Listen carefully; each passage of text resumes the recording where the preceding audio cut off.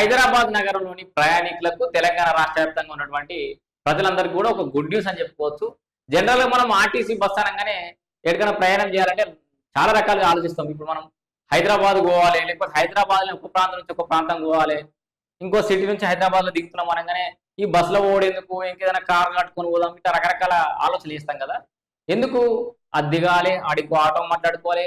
ఆ ఆటోలో 50 మందిని ఎక్కువనో, తక్కువనో కింద మీద పడి మళ్ళీ ఆటోలో పోవాలి. ఆ ఆటో ఏడాకి వస్తుందో తెలవదు. రోడ్ మీద దాకా అయితే ఒక రేటు, ఇంటి దాకా అయితే ఒక రేటు. ఇవన్నీ ఉంటాయి కదా!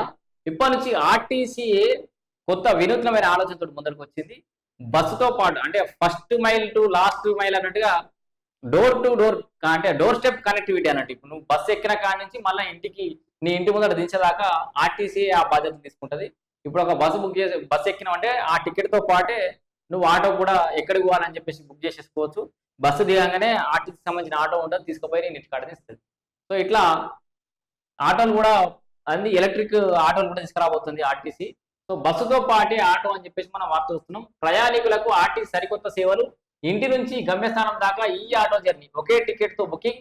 తొలుత జీహెచ్ఎంసీలో పైలట్ ప్రాజెక్ట్ అని చెప్పేసి అయితే ఒకటే టికెట్ డోర్ స్టెప్ జర్నీ అని చెప్పి చూస్తున్నాం. First mile to last mile అన్నట్టుగా. బస్సు దిగిన తర్వాత గమ్యస్థానానికి వెళ్ళడానికి ఆటోల కోసం వెతుక్కోవడం, కిరాయిలపై బేరసారాలు ఆడే అవసరం ఇకపై ప్రయాణికులకు ఉండదు. ప్రయాణికుల ప్రయాణాన్ని మరింత సులభతరం చేసేందుకు తెలంగాణ రాష్ట్ర రోడ్డు రవాణా సంస్థ ఒక వినూత్న ప్రయోగానికి శ్రీకారం చుడుతోంది. First mile to last mile connectivity పేరుతో ఆర్టీసీ స్వయంగా ఎలక్ట్రిక్ ఆటో ఈ ఆటో సేవలను అందుబాటులోకి తీసుకురాబోతుంది. సో, ఇక్కడ ఎస్సీ కార్పొరేషన్ కింద ఎస్సీ నిరుద్యోగులకు కూడా ప్రభుత్వం ఎలక్ట్రిక్ వెహికల్స్ ఇస్తుంది చాలా వరకు. అండ్ హైదరాబాద్ నగరంలో ఎలక్ట్రిక్ వెహికల్స్ ను ఎంకరేజ్ చేస్తున్నారు. ఇటు రాష్ట్ర ప్రభుత్వం సబ్సిడీ ఇస్తుంది, కేంద్ర ప్రభుత్వాలు సబ్సిడీ ఇస్తున్నాయి.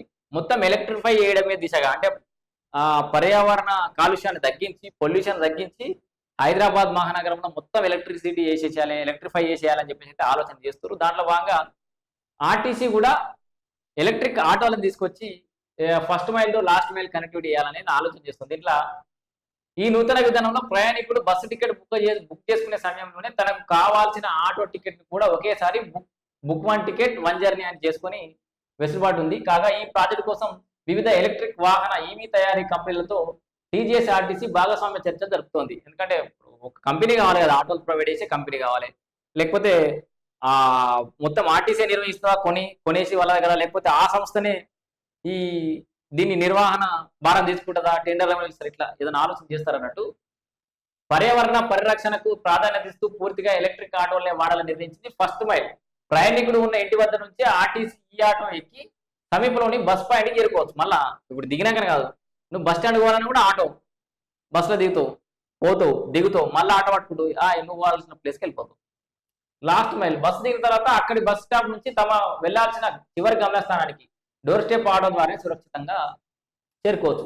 మొదట జిహెచ్ఎంసీ. సో, ఇవి first only greater Hyderabad municipal corporation పరిధిలో మాత్రమే అందుబాటులో తీసుకొస్తారు. తర్వాత పైలట్ ప్రాజెక్ట్ అంటూ ఆ తర్వాత కరీంనగర్, వరంగల్, నిజామాబాద్, మహబూబ్ నగర్, ఖమ్మం వంటి ప్రధాన నగరాలన్నింటినీ కూడా విస్తరింపజేస్తారు. సో, ముందుగా చేయాలి కదా, ఒక పైలట్ ప్రాజెక్ట్ లా తీసుకొచ్చి ఎక్స్పెరిమెంట్ చేస్తారు. ఇది వర్కౌట్ అవుతుందంటే మిగతా ద్వితీయ శ్రేణి నగరాలు, ప్రధాన నగరాలు ఏవైతున్నాయో ఆ నగరాల్లో కూడా తీసుకొస్తారు. సో, ఇట్లా